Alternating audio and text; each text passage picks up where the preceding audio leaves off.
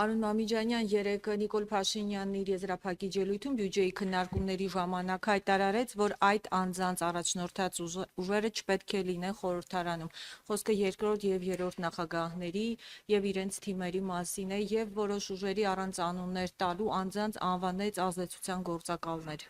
Ձեր կարծիքը։ Հայաստանի Հանրապետության քաղաքացիների 30 քանի տոկոսը նայած որ հարցումն ենք վերցնում։ Այսինքն ամեն երրորդ մարդ, ամեն երրորդ քաղաքացին Հայաստանի Նիկոլ Փաշինյանին հավանում է դավաճան։ Ոչ թե դժգոհայրաքաղաքականությունից համարում է, որ սա պետք է փոխել։ Ամեն երրորդ քաղաքացին համարում է Նիկոլ Փաշինյանին դավաճան։ Դավաճանից նման բան լսելը զարմանալի չի։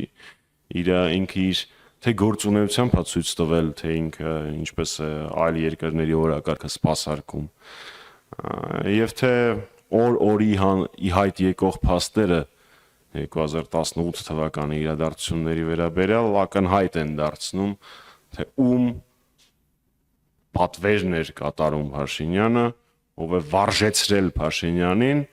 ու մինչ օրս ովքեր են Փաշինյանի կուրատորները, այդ մեկ։ Երկրորդ, Նիկոլ Փաշինյանը ոչ միայն պարլամենտում տեղ չունի, Նիկոլ Փաշինյանը իր այս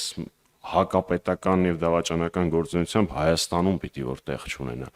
Եվ կարծում եմ վաղ թե ուշ Հայաստանի Հանրապետության քաղաքացիները իրեն դրա մասին կասեն։ Մնացել էր ինքը որոշեր, թե ով պարլամենտում պիտի հայտնվի, իսկ ով ոչ։ Ավելի կոպիտ չեմ ուզում ասել, որովհետեւ չեմ ուզում ախտոտել եթերը այսօրվա։